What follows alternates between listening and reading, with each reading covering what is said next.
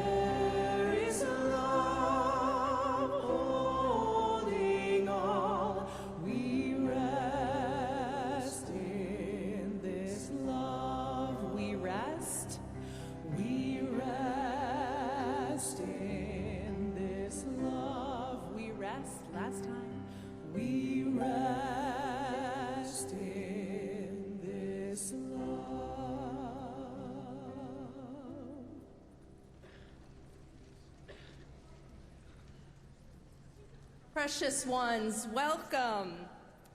We are gathered again in body and spirit as the 2019 Unitarian Universalist General Assembly. Last night we gathered, welcoming one another in a ritual of coming home, gathering as this temporary, once-a-year, regular and yet impermanent body of Unitarian Universalists. Today, throughout the day, I invite all of us to dive deeper, to open our hearts, to open ourselves to vulnerability, to share more deeply the honest stories of struggle and of joy that live in our hearts and our experiences as Unitarian Universalists, and that live in our gathered communities around the world. For the power of we, the strength of we, emerges from truth-telling, from honest sharing, from deep listening, from the learning and leaning in and growing of we.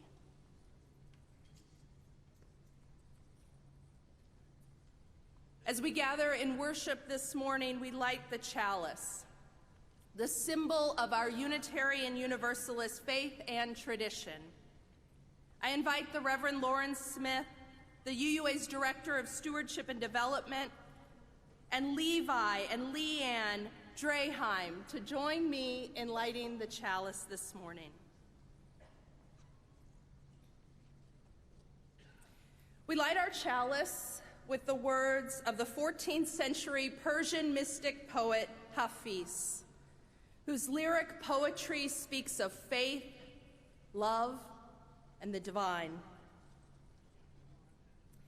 Many say that Hafiz's writings have influenced post-14th century Persian writing more than any other writer. He continues to this day to be one of the most well-loved Persian writers. In the 18th century, when Hafiz's words were translated into English, they influenced some of the West's most prominent writers, including Unitarians Henry David Thoreau and Ralph Waldo Emerson. Let's take a deep breath and prepare ourselves to hear his words.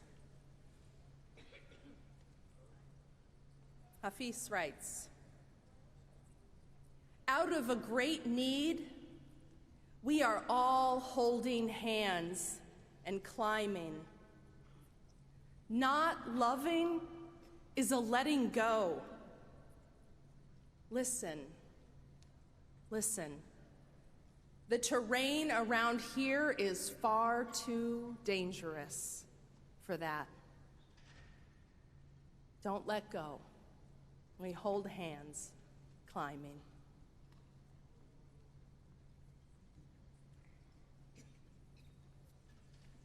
Please rise in body or in spirit and join us in singing our opening hymn, Morning Has Come.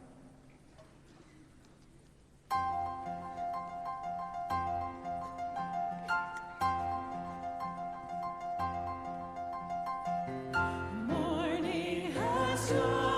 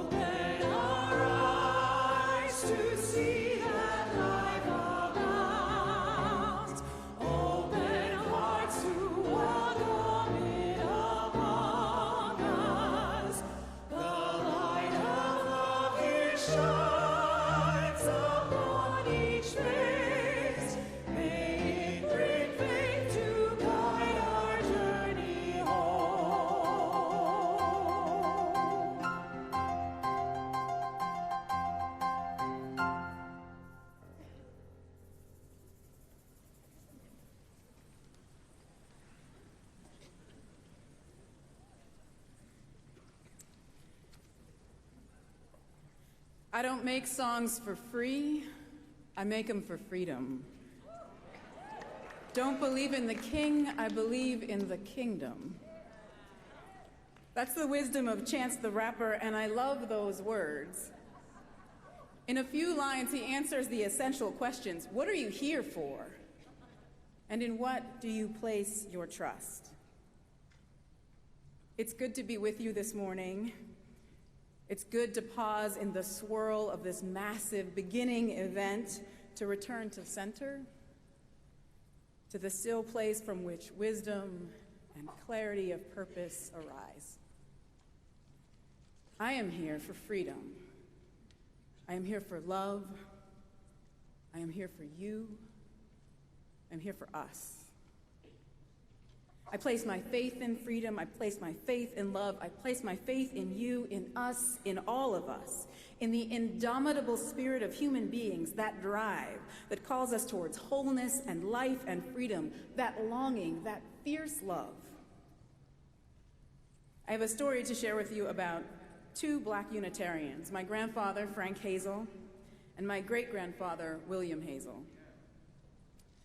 My grandfather died last month, just a few weeks before his 101st birthday.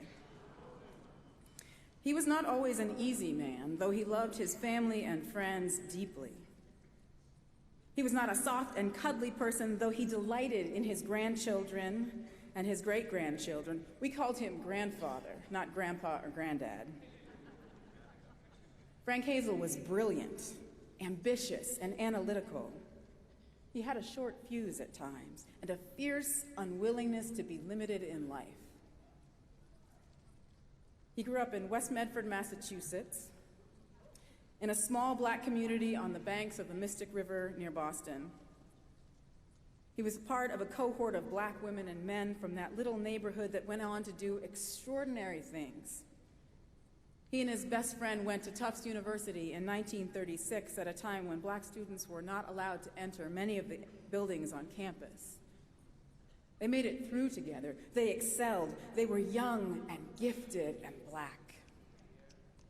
There's a school in Medford named for another family friend, Madeline Duggar Andrews. I say her name here because there were women in that circle of bright young Black people too. They held each other up. What astounds me is how unstoppable they were, how they ran up against obstacles and managed to find a way around them like water in a river passing around boulders. It wasn't easy. Sometimes it broke their hearts, but they carried on, supporting one another along the way, buoyed by their friendships and their family ties. When my grandfather moved to Lexington with my granny and my mother and aunts in 1957, he started attending one of the Unitarian churches there, a little fallen church in East Lexington. Yeah. The truth is, I don't know how much my grandfather ever identified as a Unitarian, but he did identify with Unitarian Universalists. He was at home in a place where he had the intellectual freedom to explore and investigate, and the congregation was active in causes he held dear. These were the years when conflicts over busing were tearing apart communities. The Reverend Dr. Martin Luther King came to speak, and my grandfather drove him to the airport. Somewhere we still have the name tag with Frank Hazel typed on one side and Dr. King's signature on the other. There's a theme here that I want to lift up that runs deep in my family, my Black family, whose ties to our faith stretch back 5 generations. Our connection has not been to Unitarian Universalism always as a denominational identity. Our connection has been to the spirit of love and freedom that has been a steady strain, not the only strain, but a steady strain in our faith for centuries. The first Unitarian in my family was my great-great-grandfather, William Hazel. He was born in Wilmington, North Carolina in 1853, not long before the start of the Civil War. He was born into a family of free Black people in the South during the era of slavery. It was devastating, deadly to be a slave, but life was hard for free Blacks too. They had little protection under the law. They could be re-enslaved for slight infractions. It was a vulnerable life, and they were under constant suspicion. Suspicion that they were subversives, suspicion that they were abolitionists or abetting the escape of fugitive slaves, and they were rightly suspected, as it turns out. Free Blacks were an important part of the social network that was the Underground Railroad. The family left Wilmington in 1857. They packed up their belongings and head north to Oberlin, Ohio, and then on to New England. They held passes. I still have a copy of one of those passes that declared that they were free, but that must have felt like slim protection. The journey must have been a terror. It's hard for me to fathom the kind of courage required to leave a known world in search of freedom.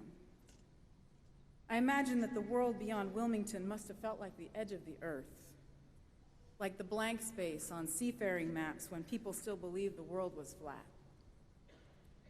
My forebears made a great leap of faith in search of freedom. In Oberlin, family members participated in the freeing of a captured fugitive slave named John Price.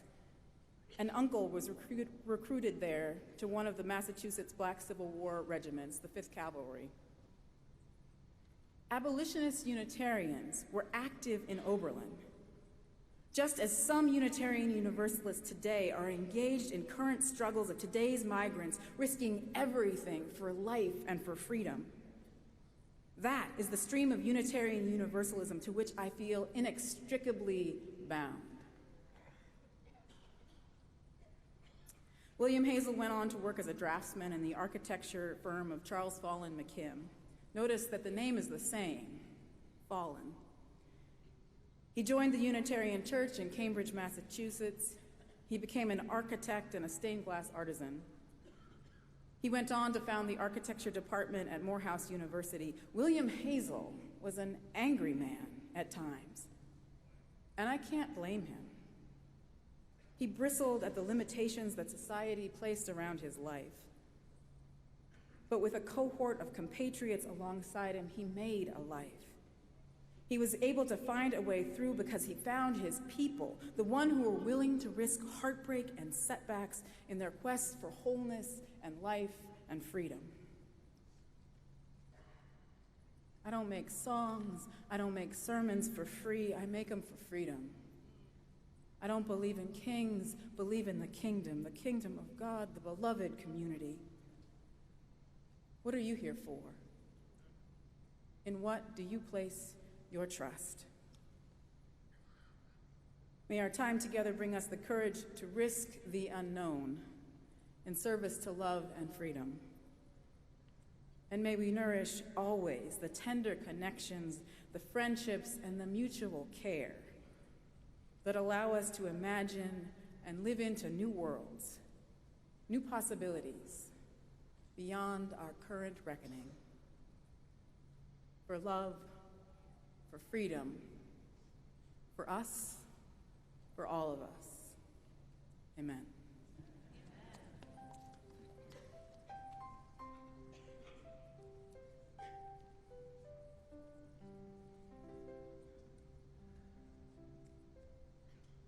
I invite you now into a time of meditation and prayer. Let your body settle into your seat. Allow your breath to drop down into your belly. And let your attention rest just here, in this sacred space, in this moment, in this good company. We'll pause for a little while to receive the gifts of our time together: peace, connection, stillness, deep listening, and care.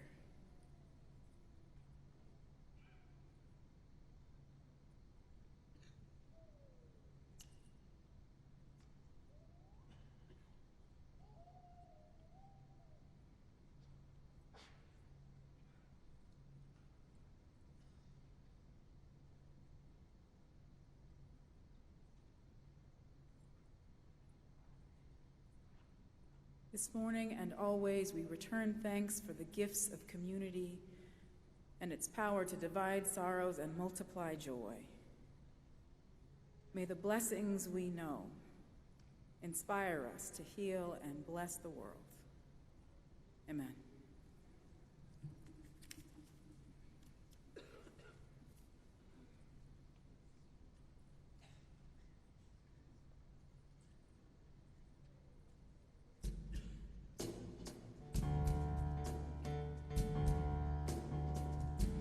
I'm not the clothes I'm wearing. I'm not a photograph. I'm not the car that I drive. I'm not the money I make. I'm not the things I lack. I'm not the songs that I write.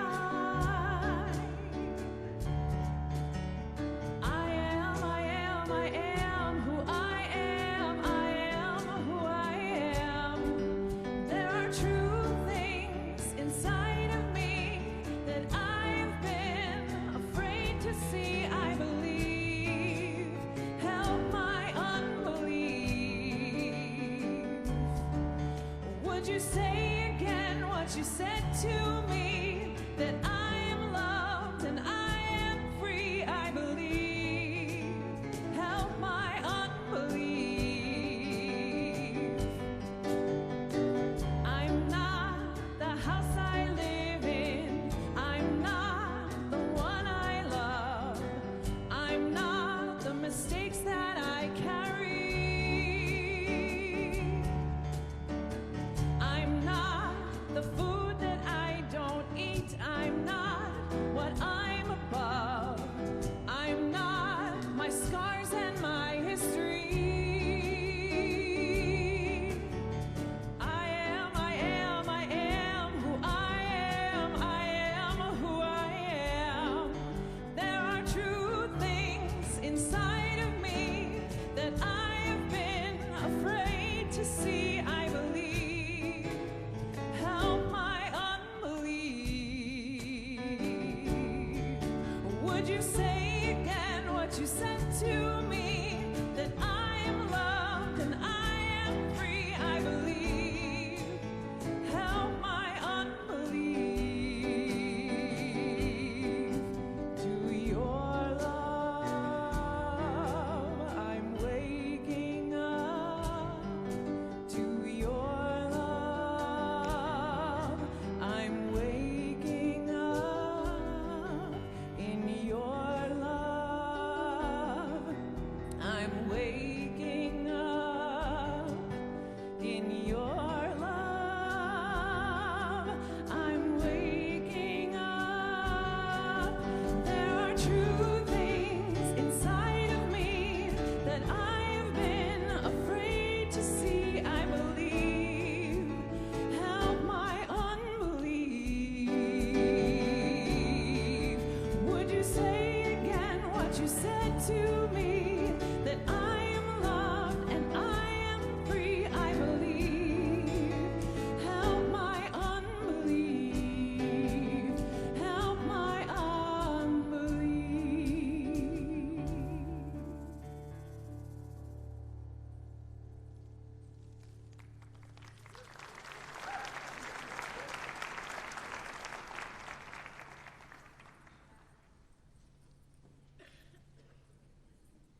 There's an old folk tale that I love.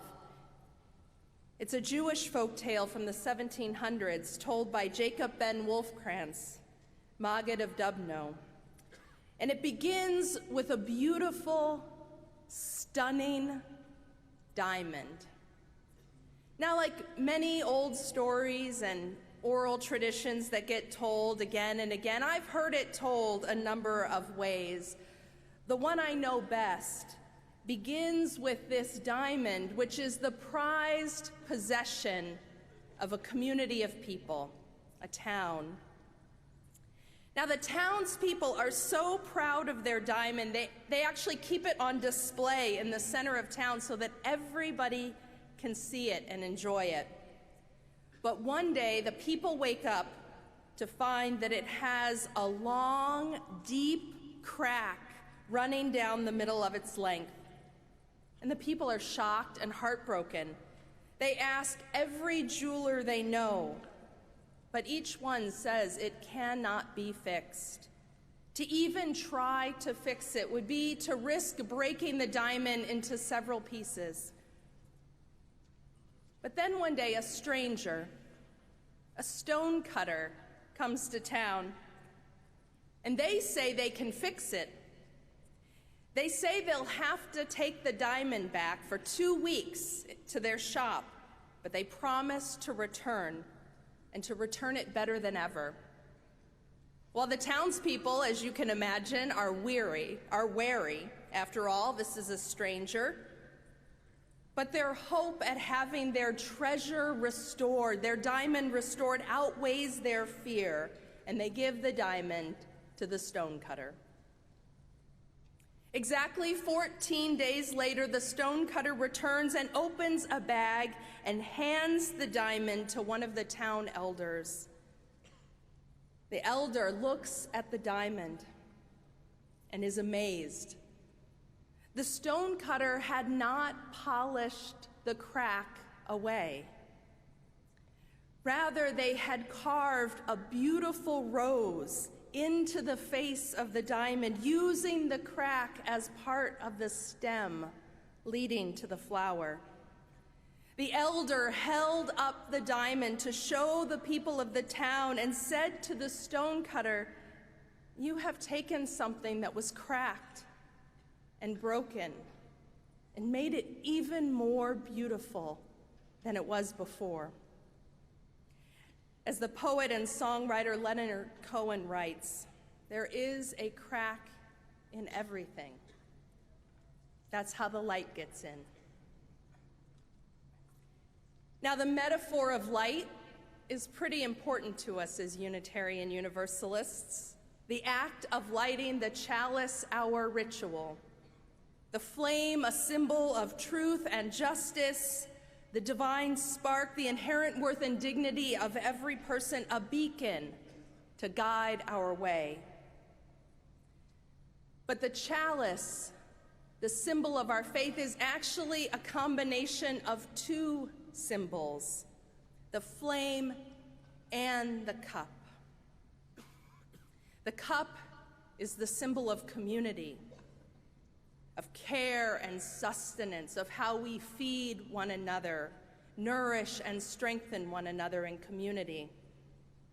It is the cup that holds the light, the cup where the flame is tended.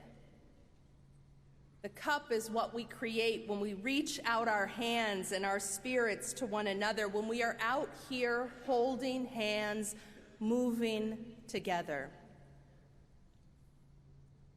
The cup is also what can break. To unlock the life-affirming, life-saving, life-sustaining power of this faith, the power of we need to remember that our cup needs our attention. For it is easy to hold up a light and declare that everyone is welcome. It is harder to build a place where everyone feels at home. Reverend Lauren asks us to consider, what are you here for? And what do you place your trust? I am here for life. I am here for freedom. I am here for love.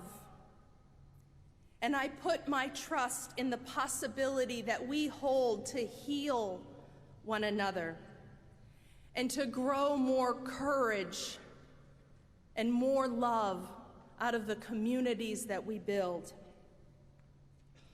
And I am here, literally here, because Unitarian Universalism saved my life. When I was 5 years old, the ministry, the congregation, and two very special religious education teachers, shout out to all of our religious education teachers, they saved my life. Because when I was a kid, my family was falling apart. A more accurate word might be erupting. And when my home was not a place of safety or joy, the Unitarian Universalist congregation was. And those two religious education teachers created a space of music and song and unconditional love that helped heal something in me, helped me see the light coming through the cracks, gave me hope, and sowed seeds that led me into the journey of ministry and here with you today. But there's also a limitation in this story. An unspoken part of my story and experience is the ease with which I fit into that Unitarian Universalist community. from a white, middle-class, well-educated family, the ease with which I fit into that community. How many of you hold other stories? How many other stories have you heard? Have you lived yourself? Experiences where our communities have been harmful or exclusionary.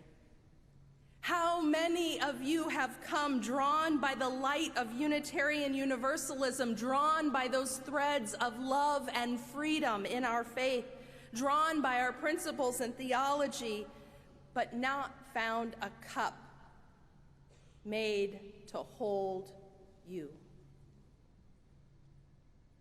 made to hold all of us? It is easy to hold up a light and declare that everyone is welcome. It is harder to build a community where everyone feels a sense of home. Our cup needs work, my beloveds. But the good news is that this is not the end of the story. When that stone cutter looked at the diamond, they didn't just see the flaw.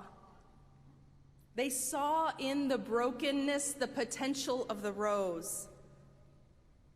The brokenness and the struggle for justice, equity, and inclusion in our congregations mirrors. It is a reflection of the brokenness of our culture and society, a culture of domination and exploitation, a culture of racism and patriarchy, white supremacy and colonialism. It's all there in us. These are generational forces of culture and our country, generational forces of harm that live in every single one of us. They live in every single one of us, although the impact and losses and costs of these systems is not the same for every single one of us. You know, I can imagine if we were able to spend more time with those townspeople, that we would learn that some of them had seen cracks in that diamond all along. Maybe no one listened to them, so caught up in the idea of the perfection of that diamond. But brokenness is not the end of the story. In some ways, it's just the beginning. There was a time when Unitarianism led some to think that the perfectibility of character, of virtues, of society was the path to salvation. But it was our Universalist forebears who saw the brokenness in the world and loved it all the same, who saw how love could bring forth a rose from the cracks, who saw how love could help heal and make us strong. And that is the kind of love, the kind of religion that has the power to bring more wholeness, life, and freedom for us all. Now, this path, this practice of love, of universalist love, involves risk. Just like the townspeople took a risk in trusting the stranger with the diamond. Don't you know, in those stories, the stranger is always the voice of wisdom and the holy, coming to guide the people. We have to risk to create that rose. What we are signing up to do together as Unitarian Universalists, how our faith is being called in this moment, is no easy task. It's never been an easy task. To build a community that can be a cup, to nurture a love that burns so brightly and boldly it acts as a force for justice within our lives, our congregations, and our movement as a whole.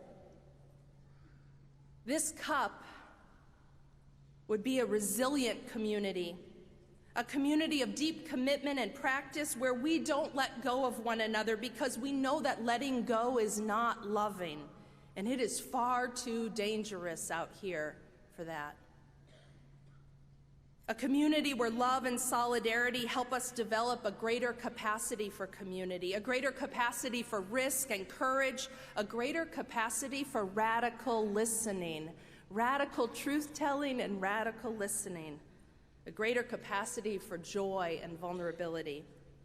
This is the kind of love that can change the world, that can tend a flame strong enough to light up a movement for justice and peace, that can tend a flame bright enough that calls us all back to our humanity, because we are living in such an inhumane, anti-human time.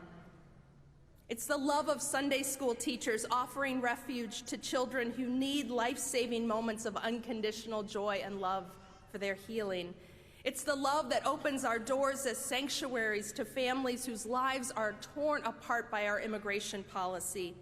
It's love that repairs and replaces a Black Lives Matter sign after a vandal rips it down. It's a love that has the courage to shut down jails and to put our bodies in the line of ICE coming after our neighbors.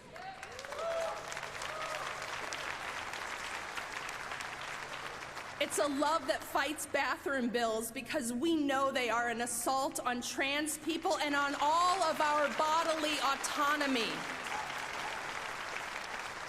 A love that organizes rides across state lines to help women get reproductive care and abortions when they need it. And a love that won't be silent, a love that will not rest, a love that will not stop until everyone is safe and free and whole. Oh, it is no small thing to be part of a faith tradition where our forebears offered safety on the Underground Railroad, where our contemporaries offer sanctuary to families under threat, and where each generation found their way to pass the light along. It is no small thing to be a part of this tradition, my friends. And there is a future for Unitarian Universalism where our communities reflect a spirit of compassion and solidarity, where we create space not just to bring our shared interests and intellects, but to bring our boldness, our brokenness, our joy and our vulnerability, our trauma and our pain, and our deep love. Communities that welcome all of our children and offer ministry to the needs of families today. Communities that gather and worship in ways that name fearlessly the conditions of our lives and the possibility that lives in the joy, the beauty, and the love that is within all of us as human beings. A future where we build a marginless center, and where our communities have the skills, the language, the spiritual resources and respect to create places where not only is everyone welcome, but everyone can experience home. This is the community I dream of, that I need to be a part of for my own life, for my children's lives, for your lives, for the future of our humanity and our planet. I need this kind of community that makes room for the grief and the pain, as well as the courage and the love and the resiliency, that lives in the fullness of our tradition, in those streams of freedom and love that connect us to the past and give us a future. May we be communities that nurture for and in all of us, every single one of us, a love that will not be silent, that will not rest, that will not stop, that will lift us up and move us forward until everyone is safe, until everyone is free, till everyone is whole. May it be so. Amen.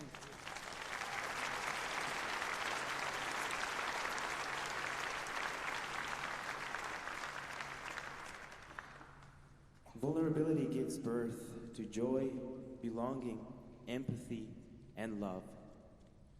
Brené Brown. As we get ready for this day, let us have the courage to practice being vulnerable. Let us practice knowingly opening our hearts to the unknown and move into the opportunity of connection.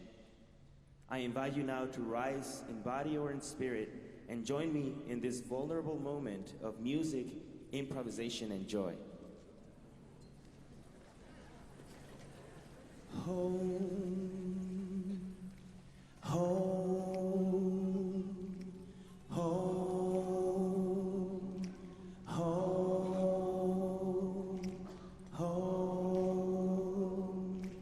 home, home, home. And my low voices. We're building home, home, home, home. We're building home, home, home, home. We're building home, home, home, home. We're building home, home, home. A little higher. We're building home, home, home, home. We're building home, home, home, home. We're building home, home, home, home. We're building home, home, home. My altos. Our home, our home, our home. Our home, our home, our home. Our home, our home, our home. Our home, our home, our home. Now higher. Our home, our home, our home. Our home, our home, our home. Our home, our home, our home. Our home, our home, our home. Our home. We are building our home. Our home, our home. Our home, our home, our home. We're building home, home, home, home. We're building home, home, home, home. We're building home, home, home, home. We're building home.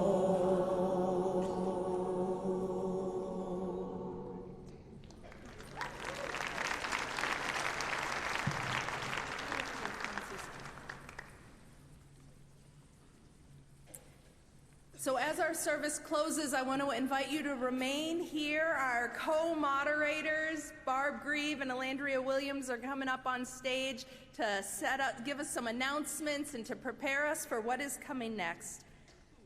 But as we close this service, may we continue this community of sharing, making room for vulnerability and learning, for listening and sharing. And may we always remember to give praise for this gift of life, to wonder and marvel at its beauty, to kindle more joy, more love, more song into our hearts and into our days. May we be held in peace, and may we give back love.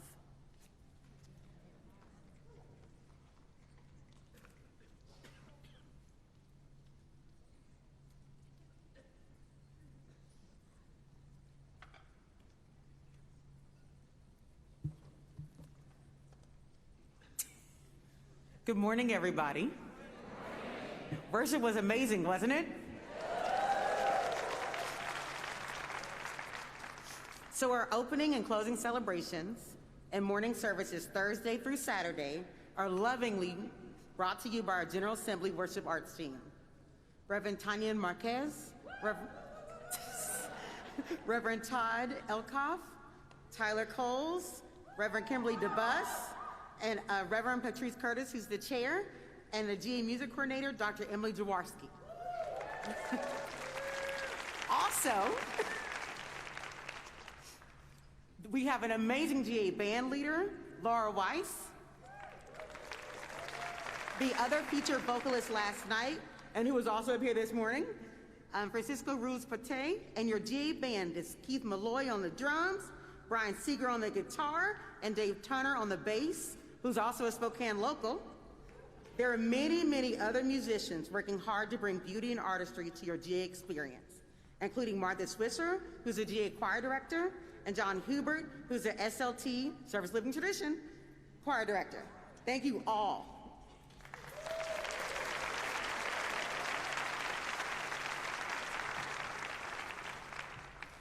We want to give you a summary of our day, which looks a little different, perhaps very different for those of you that have been going to General Assembly for years. We start off with role-based tracks. Then we'll have our public witness and the first poster session. We have 3 workshop blocks between then and before the service of the living tradition. For more information, you can go to the GA app or check out pages 22 to 31 in your program book. Go online or to your applications on your phone to download the GA app if that's feasible for you and you haven't already. While opening and closing ceremonies will help us enter and exit as one body, our first and last thematic program blocks will provide for role-based conversations and trainings. Having you start and end with the same group provides opportunities to build relationships, continuity, and role-relevant content. Tracks will meet on Thursday from 10 a.m. to noon and on Saturday from 3 p.m. to 4 p.m. There are 14 different tracks. Tracks for congregational leaders around stewardship, membership, treasurers, music, worship, dismantling oppression, and collaborative worship. There are also tracks for lay leaders and organizers doing justice work inside our congregations and our communities. We encourage you to attend both sessions of the tracks. The idea is that the first role-based track sets the stage. Our theme conversations on Friday and Saturday help us deepen around mission, our principles and values, in dismantling oppression and white supremacy. Saturday's role-based session is designed to help you take home the lessons you've learned from this week into your own particular roles in your congregation, community, and the larger UU world. Not surprisingly, for more information about the role-based tracks, please go to the General Assembly website, the app, or pages 19 through 20 in your program guide. So we are also extremely excited to participate in the public witness this year. Public witness is today from 12 to 1, right after the role-based tracks. Please join Side with Love and our partners from Spokane to demand smart justice and an end to criminalization. Communities of color, those living in poverty, trans and genderqueer communities, and people with mental illness, addiction, and disabilities are hardest hit by the criminal justice system. Too many people with nonviolent offenses and those needing treatment end up in jail, even though jail is proven to be the most expensive and effective way, and just pointless way, to reduce crime or behaviors determined to be criminal. Our partners in Spokane are calling on us to demand smart justice for Spokane and around the world. Please join us at the 100 Ballroom Lobby at the Spokane Convention Center at noon. And from there, we're going to go to the Red Wagon by the river, where there are really great ducks. So you will fight for justice and be at the river. Have a good day, everybody, and see a witness at noon and back in the General Session Hall at the Service of the Living Tradition, where we will celebrate the accomplishments of our religious professionals tonight from 7 to 8:30. Have a good day. Have a great day. Love y'all.